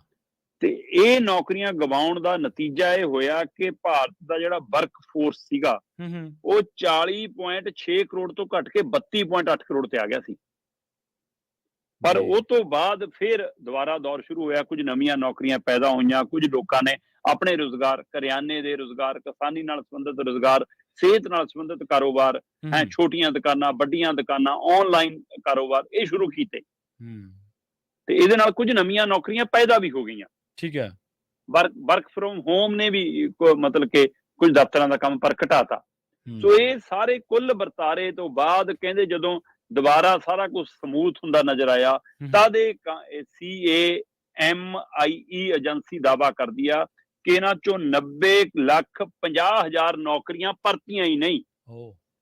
ਅੱਛਾ। ਔਰ ਇਹ ਖਾਸ ਕਰਕੇ ਨੌਕਰੀਆਂ ਉਹ ਨੇ ਜਿਹੜੀਆਂ ਸਰਵਿਸ ਸੈਕਟਰ ਦੇ ਵਿੱਚ ਨੇ, ਮੈਨੂਫੈਕਚਰਿੰਗ ਦੇ ਵਿੱਚ ਨੇ ਤੇ ਉਹ ਤੋਂ ਬਾਅਦ ਮਾਈਨਿੰਗ ਦੇ ਖੇਤਰ 'ਚ ਨੇ। ਸਭ ਤੋਂ ਵੱਧ ਜੇਕਰ ਨੌਕਰੀਆਂ ਕਿਸੇ ਖੇਤਰ 'ਚ ਗਈਆਂ ਚੰਗੀਆਂ ਤਨਖਾਹ ਵਾਲੀਆਂ ਤਾਂ ਉਹ ਸਰਵਿਸ ਸੈਕਟਰ ਦੇ ਵਿੱਚ ਕਹਿੰਦੇ ਜੀ 44 ਲੱਖ ਤੋਂ ਵੱਧ ਨੌਕਰੀਆਂ ਗਈਆਂ ਜਿਹੜੀਆਂ ਨਹੀਂ ਭਰਤੀਆਂ। ਇਸੇ ਤਰ੍ਹਾਂ ਕਰੀਬ 46 ਲੱਖ ਦੇ ਕਰੀਬ ਨੌਕਰੀਆਂ ਕਹਿੰਦੇ ਜੀ ਮੈਨੂਫੈਕਚਰਿੰਗ 'ਚ ਗਈਆਂ। ਠੀਕ ਹੈ। ਤੇ 50,000 ਤੋਂ ਵੱਧ ਨੌਕਰੀਆਂ ਜਿਹੜੀਆਂ ਉਹ ਮਾਈਨਿੰਗ ਖੇਤਰ 'ਚ ਗਈਆਂ ਜਿਹੜੀਆਂ ਨਹੀਂ ਭਰਤੀਆਂ। ਸੋ ਇੰਜ 90 ਲੱਖ ਦੇ ਕਰੀਬ ਕਹਿੰਦੇ ਜੀ ਨੌਕਰੀਆਂ ਬਣਦੀਆਂ ਨੇ, 90 ਲੱਖ 50,000 ਦੇ ਕਰੀਬ ਇਹ ਨੌਕਰੀਆਂ ਬਣਦੀਆਂ ਨੇ ਜਿਹੜੀਆਂ ਵੱਖ-ਵੱਖ ਸੈਕਟਰਾਂ 'ਚ ਸੀ। ਮੁੱਖ ਸੈਕਟਰ ਉਹਦੇ ਵਿੱਚ ਸਰਵਿਸ ਸੈਕਟਰ ਤੇ ਮੈਨੂਫੈਕਚਰਿੰਗ ਦੇ। ਔਰ ਇਹ ਖਾਸ ਕਰਕੇ ਇਹ ਹੈ ਕਿ ਲੇਬਰ ਵਾਲੀਆਂ ਨੌਕਰੀਆਂ ਨਹੀਂ ਸੀ, ਇਹ ਤੀਜੇ ਜਾਂ ਚੌਥੇ ਦਰਜੇ ਵਾਲੀ ਨੌਕਰੀਆਂ ਸੀ, ਇਹ ਕਲਾਸ ਵੱਡੀਆਂ ਤਨਖਾਹਾਂ ਵਾਲੀਆਂ ਨੌਕਰੀਆਂ ਸੀ। ਬਿਲਕੁਲ। ਸੋ ਇਸ ਲਈ ਇਹਦਾ ਮਤਲਬ ਪੜ੍ਹੇ ਲਿਖੇ ਕਾਬਲ ਲੋਕ ਜਿਨ੍ਹਾਂ ਨੇ ਚੰਗੀਆਂ ਪੜ੍ਹਾਈਆਂ ਕੀਤੀਆਂ, ਇੰਸਟੀਚਿਊਟਾਂ ਦੇ ਚੰਗੇ ਖਰਚ ਕੀਤੇ ਨੇ। ਔਰ ਅੱਜ ਵੀ ਹਾਲ ਇਹੀ ਹੈ ਕਿ ਮਹਿੰਗੀਆਂ ਯੂਨੀਵਰਸਿਟੀਆਂ, ਮਹਿੰਗੇ ਕਾਲਜਾਂ 'ਚ ਪੜ੍ਹਨ ਤੋਂ ਬਾਅਦ ਵੀ ਪਲੇਸਮੈਂਟ ਦੀ ਗਰੰਟੀ ਨਹੀਂ ਆ। ਤੇ ਇਸ ਲਈ ਇਹ ਕੋਵਿਡ ਕਾਲ ਦੇ ਦੌਰਾਨ ਜੇਕਰ 90 ਲੱਖ ਲੋਕਾਂ ਦੀਆਂ ਨੌਕਰੀਆਂ ਨਹੀਂ ਮੁੜੀਆਂ ਤੇ ਕੁਝ ਜਿਹੜੇ ਲੋਕ ਨਹੀਂ ਮੁੜੇ, ਸਾਰਾ ਕੁਝ ਮਿਲਾ ਕੇ ਕਿੰਨਾ ਕੁਝ ਗਵਾ ਲਿਆ। ਇਹ ਇੱਕ ਆਪਣੇ ਆਪ 'ਚ ਰਿਪੋਰਟ ਕਾਫੀ ਕੁਝ ਸਾਹਮਣੇ ਲਿਆਉਂਦੀ ਹੈ। ਜੀ। ਇੱਕ ਸ਼ਰਮਾ ਜੀ, ਤੁਹਾਡੇ ਯਾਦ ਹੋਣਾ, ਤੁਹਾਡੇ ਜ਼ਿਹਨ ਦੇ ਵਿੱਚ ਗੱਲ ਹੋਣੀ ਹੈ, ਅਜੀਮ ਪ੍ਰੇਮਜੀ ਯੂਨੀਵਰਸਿਟੀ ਨੇ ਇੱਕ ਸਰਵੇਖਣ ਕੀਤਾ ਸੀਗਾ। ਉਹਨਾਂ ਨੇ ਵੀ ਬਹੁਤ ਵੱਡੀ ਇੱਕ ਤਰਾਸਦੀ ਪੇਸ਼ ਕੀਤੀ ਸੀ ਕਰੋਨਾ ਤੋਂ ਬਾਅਦ ਕਿ 23 ਕਰੋੜ ਬੰਦਾ ਭਾਰਤ ਦਾ ਜਿਹੜਾ ਉਹ ਸਿੱਧੇ ਤੇ ਅਸਿੱਧੇ ਰੁਜ਼ਗਾਰ ਤੋਂ ਹੱਥ ਧੋ ਬੈਠਾ। ਉਹਨਾਂ 'ਚ ਰੇਹੜੀ ਫੜੀ ਵਾਲੇ ਵੀ ਉਹਨਾਂ ਨੇ ਐਡ ਕੀਤੇ ਸੀ, ਪਲੱਸ ਜਿਹੜੀਆਂ ਬੀਬੀਆਂ, ਮੰਨ ਲਓ ਕੋਈ ਆਪਣੇ ਵਰਗਾ ਮਾਤਰ ਕੋਈ ਜੌਬ ਕਰ ਰਿਹਾ ਪ੍ਰਾਈਵੇਟ ਸੈਕਟਰ ਦੇ ਵਿੱਚ, ਉਹਨਾਂ ਦੇ ਘਰੇ ਕੋਈ ਕੰਮ ਕਰਨ ਵਾਲੀ, ਉਹਦਾ ਘਰ ਵੀ ਜਿਹੜਾ ਚੱਲਦਾ ਸੀਗਾ ਤੇ ਉਹ ਜਿਹੜਾ ਕੰਮ ਬੰਦ ਹੋਇਆ ਉਹਦੇ ਵਿੱਚ ਵੀ ਉਹਨਾਂ ਨੇ ਐਡ ਕੀਤਾ ਸੀਗਾ। ਤੇ ਜਾਂਦੇ ਜਾਂਦੇ ਗੱਲ ਕਰੀਏ ਸੁਪਰੀਮ ਕੋਰਟ ਦੀ, ਸ਼ਰਮਾ ਜੀ, ਸੁਪਰੀਮ ਕੋਰਟ ਨੇ 5 ਸੂਬਿਆਂ ਤੋਂ ਪੁੱਛਿਆ ਵੀ ਦੇਸ਼ ਦੀ ਹਵਾ ਕਿਉਂ ਵਿਗੜ ਗਈ ਹੈ। ਪ੍ਰਵੀਨ ਜੀ, ਇਸ ਮੌਕੇ ਬਿਲਕੁਲ ਹਵਾ ਦੇ ਵਿੱਚ ਜੋ ਹੈ ਜੀ ਸਥਿਤੀ ਆ ਉਸ ਨੂੰ ਲੈ ਕੇ ਪੋਲਿਊਸ਼ਨ, ਕਿਉਂਕਿ ਜਦੋਂ ਸਰਦੀ ਦੀ ਆਮਦ ਆਉਂਦੀ ਆ ਤੇ ਉਹਦੇ ਨਾਲ ਨਮੀ ਦੇ ਕਾਰਨ ਉਹ ਕਣਾਂ ਦੇ ਹਵਾਲੇ ਨਾਲ ਇੱਕ ਬੱਦਲਾਂ ਦੀ ਧੁੰਦ ਜੀ ਛਾ ਜਾਂਦੀ ਆ ਤੇ ਉਹਦਾ ਅਸਰ ਦਿੱਲੀ 'ਚ ਬਹੁਤ ਦਿਖਣ ਲੱਗਿਆ ਹੁਣ ਪਿਛਲੇ ਕਿੰਨੇ ਸਾਲਾਂ ਤੋਂ। ਉਸ ਨੂੰ ਲੈ ਕੇ ਫਿਰ ਪੰਜਾਬ ਦੇ ਸਿਰ ਤੇ, ਪੰਜਾਬ ਦੇ ਮੱਥੇ ਤੇ ਮੜਨ ਦੀ ਕਵਾਇਦ ਚੱਲਦੀ ਹੈ ਕਿ ਇਸ ਧੂਏ ਲਈ ਪੰਜਾਬ ਨੂੰ ਜ਼ਿੰਮੇਵਾਰ ਠਹਿਰਾ ਦਿਓ। ਮੈਂ ਨਹੀਂ ਕਹਿੰਦਾ ਕਿ ਪੰਜਾਬ 'ਚ ਅੱਗ ਨਹੀਂ ਲੱਗੀ, ਨਾਸਾ ਨੇ ਵੀ ਤਸਵੀਰਾਂ ਜਾਰੀ ਕੀਤੀਆਂ ਕਿ ਅੱਗ ਕਾਫੀ ਲੱਗੀ ਆ, ਪਰ ਉਹ ਅੱਗ ਰਾਜਸਥਾਨ 'ਚ ਵੀ ਲੱਗੀ ਆ, ਉਹ ਅੱਗ ਹਰਿਆਣੇ 'ਚ ਵੀ ਲੱਗੀ ਆ ਤੇ ਉਹ ਅੱਗ ਮਤਲਬ ਕਿ ਯੂਪੀ 'ਚ ਵੀ ਲੱਗੀ ਆ। ਪਰ ਇਹਦਾ ਮਤਲਬ ਇਹ ਨਹੀਂਗਾ ਕਿ ਸਾਰੀ ਅੱਗ ਸਿੱਧੀ ਦਿੱਲੀ ਹੋ ਜਾਂਦੀ ਹੈ। ਕੀ ਦਿੱਲੀ ਕੋਈ ਚੁੰਬਕ ਹੈ ਜਿਹੜੀ ਖਿੱਚ ਲੈਂਦੀ ਹੈ? ਦਿੱਲੀ ਕੋਈ ਖਿੱਚਣ ਸ਼ਕਤੀ ਹੈ ਕਿ ਸਾਰਾ ਧੂਆਂ ਦਿੱਲੀ ਖਿੱਚ ਲੈਂਦੀ ਹੈ? ਬਿਲਕੁਲ ਸਹੀ, ਬਿਲਕੁਲ ਸਹੀ। ਤੇ ਦਿੱਲੀ ਦਾ ਆਪਣਾ ਗੰਦ, ਦਿੱਲੀ ਦਾ ਆਪਣਾ ਪੋਲਿਊਸ਼ਨ, ਤੇ ਉਹ ਵੀ ਤਾਂ ਇਸ ਸਮੇਂ ਉਸੇ ਗਵਾਰ ਦੇ ਰੂਪ 'ਚ ਉੱਪਰ ਚੜ੍ਹਨਾ ਨਾ। ਜੀ ਜੀ। ਉਸਨੂੰ ਮੰਨਣ ਲਈ ਨਾ ਕੇਂਦਰ ਸਰਕਾਰ ਤਿਆਰ ਹੁੰਦੀ ਹੈ ਨਾ ਕੇਜਰੀਵਾਲ ਸਰਕਾਰ ਤਿਆਰ ਹੁੰਦੀ ਹੈ। ਹੁਣ ਕੇਜਰੀਵਾਲ ਦੇ ਲਈ ਕੌੜਾ ਘੁੱਟ ਸਿਰ ਪੈਣਾ ਹੈ ਕਿ ਉਹ ਹਰਿਆਣਾ 'ਚ ਸਰਕਾਰ ਬਣਾਉਣ ਦੀ ਲਾਲਸਾ 'ਚ ਤੇ ਪੰਜਾਬ 'ਚ ਉਹਦੀ ਸਰਕਾਰ ਹੈ, ਇਸ ਲਈ ਇਸ ਵਾਰ ਉਹ ਇਹ ਗੱਲੋਂ ਕਹਿਣੋਂ ਝਿਜਕੀ ਜਾਂਦਾ ਨਹੀਂ। ਪਹਿਲਾਂ ਤਾਂ ਸਿੱਧਾ ਉਹ ਵੀ ਕਹਿੰਦਾ ਸੀ, ਉਹਦੀ ਸਰਕਾਰ ਵੀ ਕਹਿੰਦੀ ਸੀ, ਹੁਣ ਕੇਂਦਰ ਕਹਿੰਦਾ। ਪਰ ਮਾਮਲਾ ਸੁਪਰੀਮ ਕੋਰਟ ਦੇ ਧਿਆਨ 'ਚ ਆਇਆ ਔਰ ਸੁਪਰੀਮ ਕੋਰਟ ਨੇ ਇਹ ਨਹੀਂ ਕਿਹਾ ਕਿ ਦਿੱਲੀ ਧੂਆਂ ਭੇਜਣ ਲਈ ਪੰਜਾਬ, ਹਰਿਆਣਾ, ਰਾਜਸਥਾਨ ਜਵਾਬ ਦੇਵੇ। ਠੀਕ ਹੈ। ਕਿ ਦਿੱਲੀ 'ਚ, ਹਰਿਆਣੇ 'ਚ, ਰਾਜਸਥਾਨ 'ਚ, ਯੂਪੀ 'ਚ, ਪੰਜਾਬ 'ਚ ਇਹਨਾਂ ਥਾਵਾਂ ਤੇ ਹਵਾ ਕਿਉਂ ਵਿਗੜਦੀ ਆ, ਕੀ ਇਹਦਾ ਕਾਰਨ ਅੱਗ ਲਾਉਣਾ, ਪੋਲਿਊਸ਼ਨ ਦਾ ਵਧਣਾ, ਉਹ ਸਾਰੀ ਮੈਨੂੰ ਰਿਪੋਰਟ ਦਿਓ ਜੀ। ਜੇ ਪ੍ਰਵੀਨ ਜੀ ਸੱਚਮੁੱਚ ਪੰਜਾਬ ਦਾ ਹੀ ਧੂਆਂ ਦਿੱਲੀ ਜਾ ਕੇ ਅਸਰ ਕਰਦਾ, ਹਾਂਜੀ, ਤਾਂ ਮੇਰਾ ਇੱਕ ਸਵਾਲ ਆ ਕਿ ਇਸ ਮੌਕੇ ਜਦੋਂ ਆਪਾਂ ਗੱਲ ਕਰ ਰਹੇ ਹਾਂ ਤਾਂ ਦਿੱਲੀ ਦੇ ਵਿੱਚ ਜਿਹੜੀ ਔਸਤ ਪੱਧਰ ਆ ਪੋਲਿਊਸ਼ਨ ਦਾ, ਉਹ 364 ਪੁਆਇੰਟ ਤੇ ਆ ਕਹਿੰਦੇ। ਠੀਕ ਹੈ ਜੀ। ਤੇ ਜਿਹੜਾ ਮਤਲਬ ਪੰਜਾਬ ਦੇ ਵਿੱਚ ਜੇਕਰ ਮੈਂ ਗੱਲ ਕਰਾਂ, ਗੋਬਿੰਦਗੜ੍ਹ ਦਾ 206 ਆ। ਜਿਹੜਾ ਇੰਡਸਟਰੀ ਖੇਤਰ ਆ ਸਾਡਾ, ਹੂੰ ਉੱਥੇ 206 ਹੈ ਤੇ ਦਿੱਲੀ ਦਾ 364 ਹੈ। ਦੇਖ ਲਓ ਤੁਸੀਂ ਜਲੰਧਰ ਦਾ 185 ਹੈ ਜੀ। ਖੇਤਰ ਹੈ ਜਲੰਧਰ। ਲੁਧਿਆਣਾ ਸਭ ਤੋਂ ਵੱਧ ਸ਼ਹਿਰਾਂ 'ਚ ਗਿਣਦੇ ਹੋ ਜੀ, ਕਹਿੰਦੇ ਜੀ ਬੜਾ ਜੀ ਮਤਲਬ ਕਿ ਭੀੜ ਭੜੱਕੇ ਵਾਲਾ ਇਲਾਕਾ, ਗੰਦ ਬਹੁਤ ਹੈ ਜੀ। ਲੁਧਿਆਣੇ ਦਾ 184 ਹੈ, ਅੰਮ੍ਰਿਤਸਰ ਦਾ 180 ਤੋਂ ਵੀ ਘੱਟ ਹੈ ਜੀ। ਤੇ ਫਿਰ ਸਾਡਾ 364 ਤੋਂ ਪਾਰ ਕਿਉਂ ਨਹੀਂਗਾ ਜੀ? ਆਪਣੇ ਆਪ 'ਚ ਸਵਾਲ ਆ। ਸੋ ਇਸ ਲਈ ਬੇਸ਼ੱਕ ਰੋਪੜ ਦਾ ਤੁਸੀਂ ਦੇਖੋ ਕਿ ਰੋਪੜ ਦੇ ਵਿੱਚ ਅਜਿਹੀ ਕੋਈ ਸਿੱਧੀ ਇੰਡਸਟਰੀ ਵੀ ਨਹੀਂ ਹੈ, ਪਰ ਰੋਪੜ ਦਾ ਮਤਲਬ ਕਿ 223 ਦੇ ਕਰੀਬ ਹੈ ਜੀ। ਲੁਧਿਆਣੇ ਜਲੰਧਰ ਦਾ ਉਹਦੇ ਨਾਲੋਂ ਘੱਟ ਹੈ। ਇਸ ਲਈ ਇਹ ਮੌਸਮ, ਹਵਾ ਦੀ ਤਬਦੀਲੀ, ਕਈ ਪਹਿਲੂ ਮਿਲਾ ਕੇ ਹੁੰਦੇ ਨੇ। ਇਹਦਾ ਮਤਲਬ ਇਹ ਨਹੀਂ ਹੈਗਾ ਕਿ ਅੱਗ ਲਾਉਣੀ ਸਹੀ ਆ, ਪੋਲਿਊਸ਼ਨ ਫੈਲਾਉਣਾ ਸਹੀ ਹੈ, ਪਰ ਉਹਦੇ ਲਈ ਸਾਰੇ ਪੋਲਿਊਸ਼ਨ ਤੇ ਕੰਮ ਕਰਨ ਦੀ ਲੋੜ ਆ। ਕਾਲੀ ਸੰਭਾਲਣ ਦੇ ਲਈ ਵੀ ਸਰਕਾਰਾਂ ਨੂੰ ਕੋਈ ਯੋਜਨਾ ਬਣਾਉਣ ਦੀ ਲੋੜ ਆ।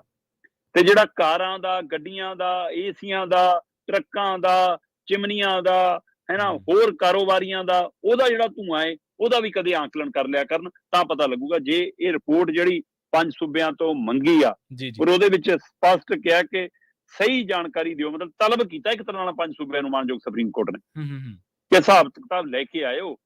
ਔਰ ਕੱਲਾ ਮੈਨੂੰ ਲੱਗਦਾ ਇੱਥੇ ਤੱਕ ਨਹੀਂ, ਉਹ ਕਹਿੰਦੇ ਕਿ ਹਰ ਵਾਰ ਗੱਲਾਂ ਹਵਾ 'ਚ ਕਰ ਦਿੰਦੇ ਹੋ ਸੀ ਕਿ ਅਸੀਂ ਜੀ ਕੰਟਰੋਲ ਕਰ ਲਿਆ, ਘਟਾ ਲਿਆ, ਅਸੀਂ ਇਹਦੇ ਪਰ ਕੰਮ ਕਰ ਰਹੇ ਹਾਂ ਜੀ, ਕਿ ਕਿੱਥੇ ਜਾਂਦਾ ਤੁਹਾਡਾ ਕੰਮ? ਜਦੋਂ ਤੱਕ ਅਧਿਕਾਰੀਆਂ ਤੇ ਸਰਕਾਰਾਂ ਦੇ ਉੱਤੇ ਇਹਦੇ ਪਰ ਸਵਾਲੀਆ ਚਿੰਨ੍ਹ ਨਹੀਂ ਨਾ ਆਉਂਦਾ ਕਿ ਹਾਂ ਭਾਈ ਤੁਹਾਡੀ ਤਰੱਕੀ ਬੰਦ, ਤੁਹਾਡੀ ਤਨਖਾਹ ਖਤਮ, ਤੁਹਾਡੀ ਪੈਨਸ਼ਨ ਕੱਟੀ ਜਾ ਕਰੂ, ਲੈ ਫਿਰ ਇਹਨਾਂ ਨੂੰ ਆਪਣੇ ਆਪ ਪਤਾ ਲੱਗ ਜੂਗਾ ਕਿ ਪੋਲਿਊਸ਼ਨ ਕਿਵੇਂ ਘਟਣਾ। ਜੀ ਜੀ ਜੀ। ਸੋ ਪੋਲਿਊਸ਼ਨ ਕੰਟਰੋਲ ਬੋਰਡ ਕਾਹਦੇ ਨਾਂ ਦਾ ਹੈ? ਫਿਰ ਇਹ ਆਪਣੇ ਆਪ 'ਚ ਸਵਾਲ ਨੇ। ਸੋ ਪਰ ਹੁਣ ਦੇਖਦੇ ਹਾਂ ਜੀ ਕੀ ਜਵਾਬ ਦਿੰਦੇ ਆ। ਹਰੇਕ ਨੇ ਇਹੀ ਕਹਿਣਾ ਕਿ ਸਾਡਾ ਸੂਬਾ ਸਹੀ ਹੈ ਜੀ, ਬਾਕੀਆਂ ਕਰਕੇ ਆ ਜੀ। ਸੋ ਪਰ ਇਹ ਸਾਂਝਾ ਉਪਰਾਲਾ ਕਰਨ ਦੀ ਲੋੜ ਆ ਜੀ। ਜਿਹੜੀ ਦਿੱਲੀ ਦੀ ਹਵਾ ਖਰਾਬ ਆ ਨਾ ਸ਼ਰਮਾ ਜੀ, ਉਹਦੇ ਵਿੱਚ ਕਈ ਹੋਰ ਕਾਰਕ ਬਥੇਰੇ ਨੇ। ਟ੍ਰੈਫਿਕ ਉਹਦੇ 'ਚ ਬਹੁਤ ਵੱਡਾ ਰੋਲ ਹੈ। ਪ੍ਰਵੀਨ ਜੀ ਦਿੱਲੀ ਦੀ ਹਵਾ ਵੈਸੇ ਹੀ ਖਰਾਬ ਬਹੁਤ ਆ। ਹਾਂਜੀ, ਦਿੱਲੀ ਵੈਸੇ ਹੀ ਦੂਜੇ ਸੂਬਿਆਂ ਨੂੰ ਬਹੁਤ ਤੰਗ ਕਰਦਾ। ਉਹਦੀ ਹਵਾ ਸੱਤਾ ਦੀ ਹਵਾ ਉਹਨੂੰ ਚੜੀ, ਸੱਤਾ ਦੀ ਹਵਾ ਚੜੀ, ਉਹ ਹਵਾ ਵੀ ਬਹੁਤ ਖਰਾਬ ਆ ਉਹਨਾਂ ਦੀ। ਹਾਂਜੀ ਜੀ ਜੀ ਬਿਲਕੁਲ। ਤੇ ਅੱਛਾ ਸ਼ਰਮਾ ਜੀ, ਇੱਕ ਤੁਹਾਡੇ ਯਾਦ ਹੋਣਾ ਸ਼ਾਇਦ ਪਿਛਲੇ ਸਾਲ ਵੀ ਆਪਾਂ ਇਹਨਾਂ ਦਿਨਾਂ ਦੇ ਵਿੱਚ ਨਾ ਇੱਕ ਚਰਚਾ ਕੀਤੀ ਸੀ ਕਿ ਜੇਕਰ ਇੰਨੀ ਸਪੀਡ ਤੋਂ ਲੈ ਕੇ ਇੰਨੀ ਸਪੀਡ ਤੱਕ ਹਵਾਵਾਂ ਵਗਣ, ਫਿਰ ਪੰਜਾਬ ਦਾ ਧੂੰਆਂ ਦਿੱਲੀ ਜਾ ਸਕਦਾ। ਯਾਦ ਆ ਤੁਹਾਨੂੰ? ਹਾਂਜੀ, ਵੀ ਫਿਰ ਪੰਜਾਬ ਦਾ ਧੂੰਆਂ ਇੰਨੇ ਦਿਨਾਂ 'ਚ ਦਿੱਲੀ ਜਾ ਸਕਦਾ। ਪਰ ਉਹਨਾਂ ਦਿਨਾਂ 'ਚ ਤੁਸੀਂ ਦੱਸਿਆ ਸੀਗਾ, ਮੇਰੇ ਉਹ ਫਿਗਰ ਤਾਂ ਨਹੀਂ ਯਾਦ ਕਿ ਹਾਂਜੀ, ਪਰ ਉਹ ਹਵਾ ਵਗੀ ਨਹੀਂ ਸੀ, ਮਤਲਬ ਵਗੀ ਨਹੀਂ ਸੀ। ਹਾਂਜੀ, ਮੈਥਮੈਟਿਕਲੀ ਇਹ ਚੀਜ਼ਾਂ ਪ੍ਰੂਫ ਸੀਗੀਆਂ ਕਿ ਇਹ ਧੂੰਆਂ ਨੇ ਜੇ ਜਾਣਾ ਦਿੱਲੀ ਤਾਂ ਇੰਨੇ ਚਿਰ ਲੱਗ ਸਕਦਾ ਇਹਨੂੰ। ਪਰ ਤੁਸੀਂ ਜਿਵੇਂ ਸ਼ਹਿਰਾਂ ਦਾ ਹਵਾਲਾ ਦਿੱਤਾ ਕਿ ਲੁਧਿਆਣੇ ਦੇ ਵਿੱਚ ਆ, ਜਲੰਧਰ ਦੇ ਵਿੱਚ ਆ, ਫਿਰ ਕਾਰਨ ਇਹ ਹੈ ਕਿ ਜੇਕਰ ਸਾਡੀ ਪੋਲਿਊਟਡ ਹਵਾ ਦਿੱਲੀ ਨੂੰ ਪੋਲਿਊਟ ਕਰ ਰਹੀ ਹੈ, ਫਿਰ ਸਾਡੇ ਸ਼ਹਿਰ ਕਿਵੇਂ ਸੁਰੱਖਿਅਤ ਹੈ? ਬਿਲਕੁਲ ਜੀ। ਸ਼ਰਮਾ ਜੀ, ਇਹਨਾਂ ਖਾਸ ਖਬਰਾਂ ਤੇ ਖਾਸ ਜਾਣਕਾਰੀਆਂ ਦੇ ਲਈ ਬਹੁਤ ਬਹੁਤ ਧੰਨਵਾਦ ਜੀ। ਬਹੁਤ ਸ਼ੁਕਰੀਆ ਜੀ। ਪ੍ਰੋਗਰਾਮ ਖਬਰ ਤੇ ਨਜ਼ਰ ਨੂੰ ਆਪਾਂ ਇੱਥੇ ਹੀ ਸਮਾਪਤ ਕਰਾਂਗੇ। ਆਪਣੇ ਨਾਲ ਜੁੜੇ ਸਨ ਪੰਜਾਬ ਤੋਂ ਪੱਤਰਕਾਰ ਦੀਪਕ ਸ਼ਰਮਾ ਚਨਾਰਥਲ ਜੀ, ਜਿਨ੍ਹਾਂ ਦੇ ਨਾਲ ਆਪਾਂ ਕਈ ਅਹਿਮ ਖਬਰਾਂ ਨੂੰ ਲੈ ਕੇ ਚਰਚਾ ਕੀਤੀ ਹੈ। ਵੇਲਾ ਹੋ ਗਿਆ ਤੁਹਾਡੇ ਤੋਂ ਇਜਾਜ਼ਤ ਲੈਣ ਦਾ। ਮੈਨੂੰ ਪ੍ਰਵੀਨ ਸ਼ਰਮਾ ਨੂੰ ਇੱਥੇ ਦਿਓ ਇਜਾਜ਼ਤ। ਜੁੜੇ ਰਹੋ ਪੰਜਾਬੀ ਰੇਡੀਓ USA ਦੇ ਨਾਲ। ਤੇ ਆਖਿਰ ਦੇ ਵਿੱਚ ਇੱਕ ਵਾਰ ਫਿਰ ਤੋਂ ਤੁਹਾਨੂੰ ਸਭ ਨੂੰ ਪਿਆਰ ਸਤਿਕਾਰ ਸਹਿਤ ਸਤਿ ਸ਼੍ਰੀ ਅਕਾਲ।